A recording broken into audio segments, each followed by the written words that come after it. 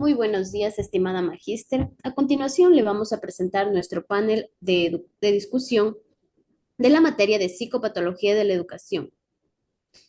En esta ocasión voy a ser la panelista, Carelis Freire, y la moderadora, perdón, y las panelistas, América González, panelista uno, y Alba Encalada, panelista 2. El tema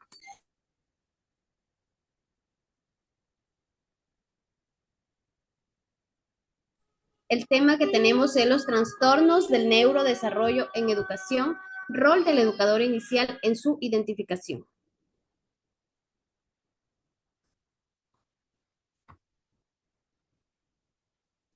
Como sabemos, los trastornos del neurodesarrollo comprenden un conjunto de condiciones que afectan al desarrollo del sistema nervioso central, manifestándose en dificultades en áreas como el lenguaje, la atención, la motricidad y las habilidades sociales y cognitivas. Por ello, el educador inicial, la identificación temprana de estos trastornos es muy fundamental para garantizar intervenciones oportunas y adecuadas que favorezcan el desarrollo integral del niño.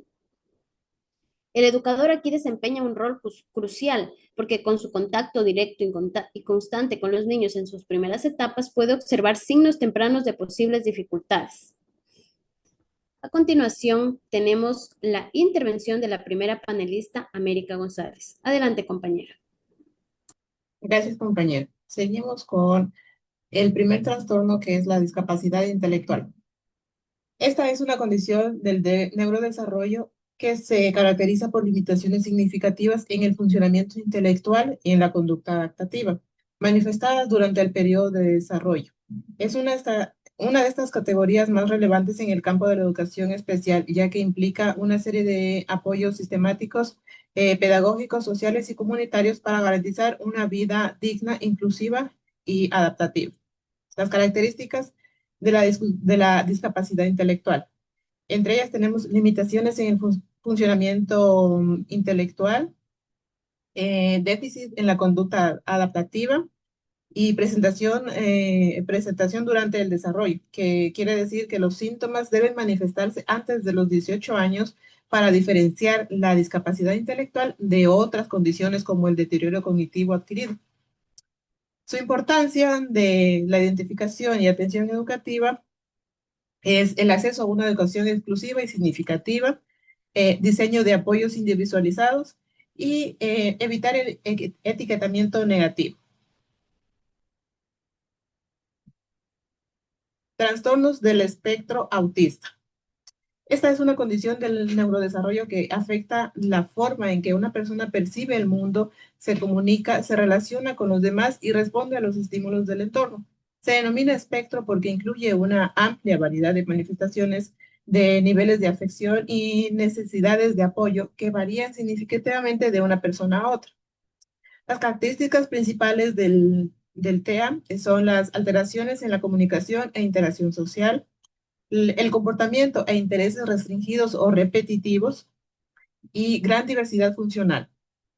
La importancia del diagnóstico y atención educativa es una detección temprana, ya que al identificar de manera precoz permite iniciar intervenciones específicas que mejoran las habilidades comunicativas, sociales y adaptativas. Las señales tempranas pueden observarse incluso antes de la primera infancia. Tenemos también la educación inclusiva y apoyos. En el ámbito escolar es fundamental que los estudiantes con el trastorno del espectro autista reciban apoyos personalizados según sus necesidades específicas, participen en un entorno inclusivo que fortalezca la comprensión, la interacción social y la autonomía.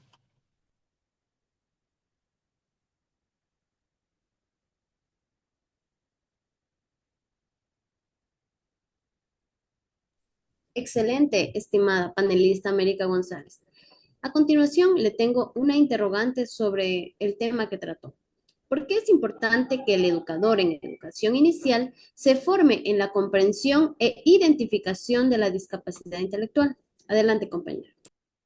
La formación del educador en temas relacionados con la discapacidad intelectual es esencial para garantizar una educación inclusiva, justa y equitativa desde los primeros años. Un docente formado es capaz de reconocer señales tempranas sin prejuicios ni estigmatizaciones, establecer vínculos de confianza con las familias, favoreciendo procesos de derivación y acompañamiento, también diseñar ambientes de aprendizaje accesibles y enriquecedores, ajustados a las necesidades individuales de cada niño y adaptar una postura ética y profesional basada en el respeto por la diversidad y la valoración del potencial de cada uno de ellos.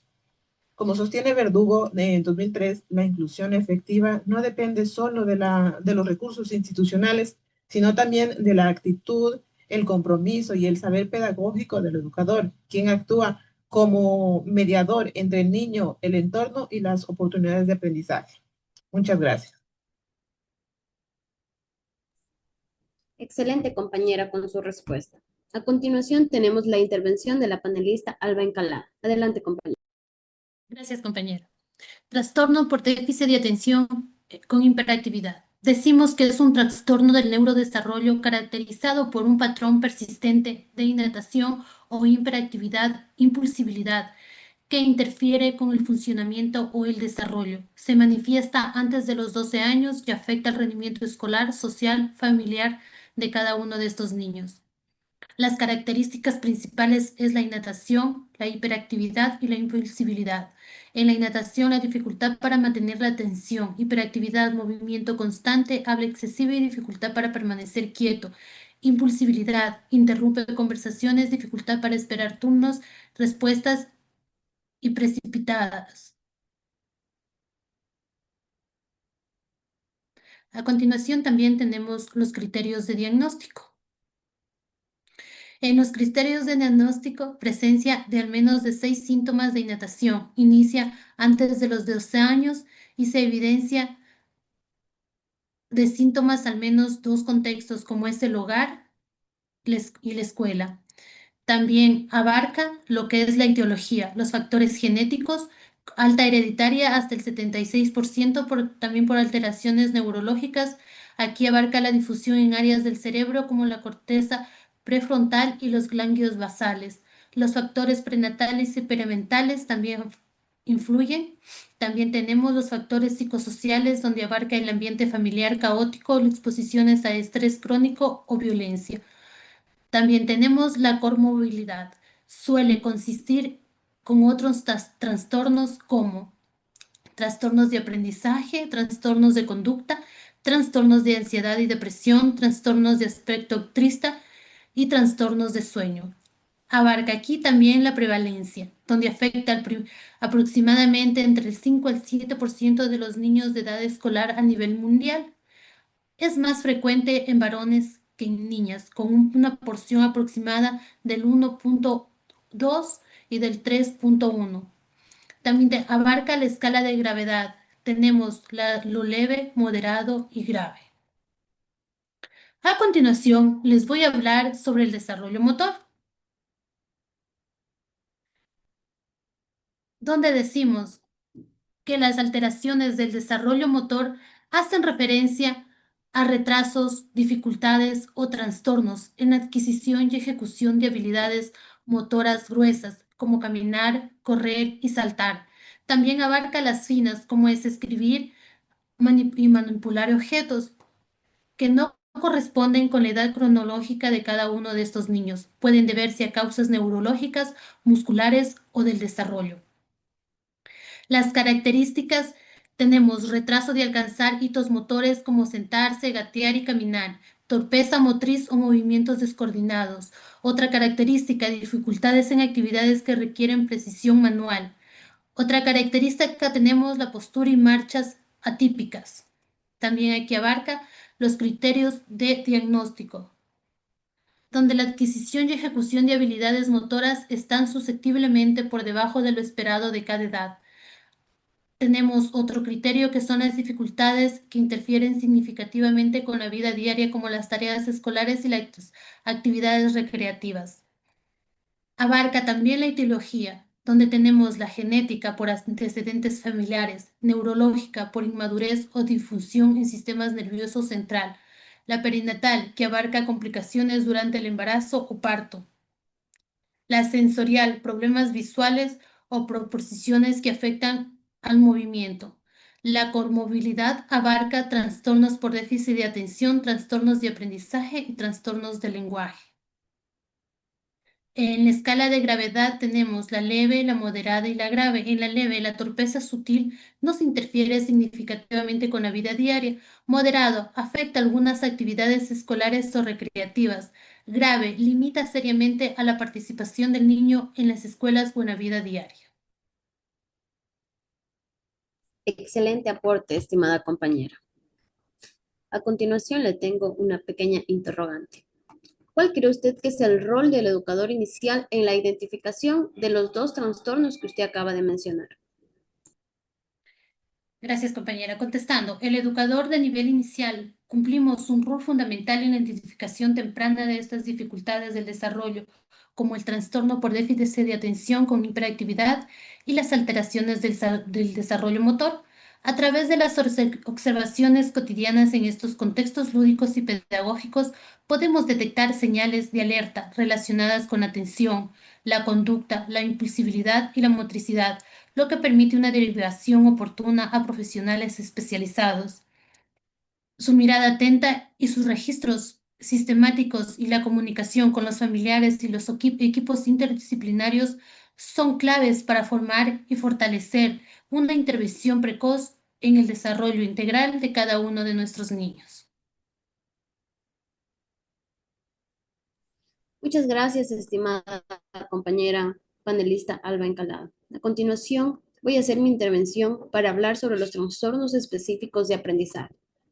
Los trastornos específicos de aprendizaje son dificultades persistentes y significativas para adquirir y utilizar habilidades académicas básicas como la lectura, la escritura o las matemáticas.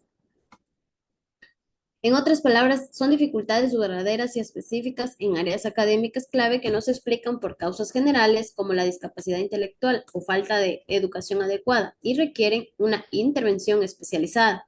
Algunas características que pueden presentar son las dificultades persistentes en habilidades académicas específicas, que los síntomas suelen detectarse durante los primeros años de escolarización, que pueden afectar a una sola área y que no se deben a discapacidades intelectuales como la falta de educación, problemas sensoriales o emocionales. Los criterios de diagnóstico son las dificultades persistentes en una o más áreas académicas, como por ejemplo el problema para leer como la dislexia, escribir como la disgrafia o realizar cálculos como la discalculia.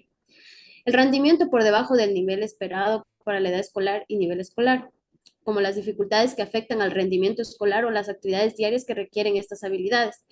Y por último, los síntomas que comienzan durante la infancia, como los síntomas suelen aparecer cuando se espera que el niño adquiera estas habilidades.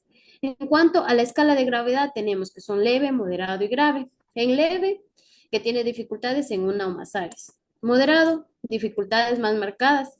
Y grave, que requiere apoyos intensivos. La prevalencia sería que afecta aproximadamente entre el 5 y el 15% de niños en edad escolar. En la dislexia sería el 5 y el 10%. En la discalculia, aproximadamente el 3 y el 6% de los niños. Y en la disgrafia, afecta entre el 5 y 7%, aunque muchas veces se combina con dislexia. En la comorbilidad tenemos que algunos trastornos que se asemejan con este serían el TDAH, trastornos del lenguaje, trastornos de la coordinación motriz, trastornos del espectro autista y el trastorno de ansiedad y depresión. Y en la etiología quiere decir que algunos de los principales factores etiológicos de este trastorno son los factores genéticos, los cuales se han identificado genes relacionados con las dificultades en el procesamiento del lenguaje y las matemáticas. Los factores neurobiológicos que se diferencian de la estructura y función de áreas cerebrales vinculadas al lenguaje, la lectura, escritura y el cálculo. Y los factores prenatales cuando tienen complicaciones durante el embarazo, el parto, como la falta de oxígeno o el parto prematuro. Permítame continuar con el rol del educador inicial en la identificación de este trastorno. Bueno, pues como antes lo mencionamos, el rol del educador inicial cumple un papel fundamental en la detección temprana de los trastornos específicos de aprendizaje. Y su rol incluye lo siguiente, que primero, el docente debe anotar signos de alerta, como la dificultad para reconocer letras, invertir números o tener una escritura ininteligible, lo cual puede indicar un posible trastorno. También tiene que llevar anotaciones y recopilar trabajos escolares para identificar patrones de dificultad persistentes en el tiempo. También tiene que tener una comunicación estable con la familia para orientar a los padres que busquen apoyo especializado, explicando la importancia de una evaluación psicopedagógica o neuropsicológica. Deben coordinar con orientadores, psicopedagogos y otros profesionales para canalizar correctamente los casos y elaborar planes de intervención adecuados. En cuanto a la conclusión, podemos concluir que el estudio y comprensión de los trastornos del neurodesarrollo son muy importantes para que los docentes puedan diseñar e implementar estrategias de intervención temprana que promuevan el desarrollo óptimo de los niños y adolescentes. Es decir, el rol del educador inicial es clave para esta detección temprana. Gracias a su contacto, los estudiantes, a lo que ellos observan, registran y derivan adecuadamente los casos, permiten que sea una intervención oportuna y determinante para el desarrollo integral de los niños. Eso ha sido todo nuestro panel de discusión. Muchísimas gracias.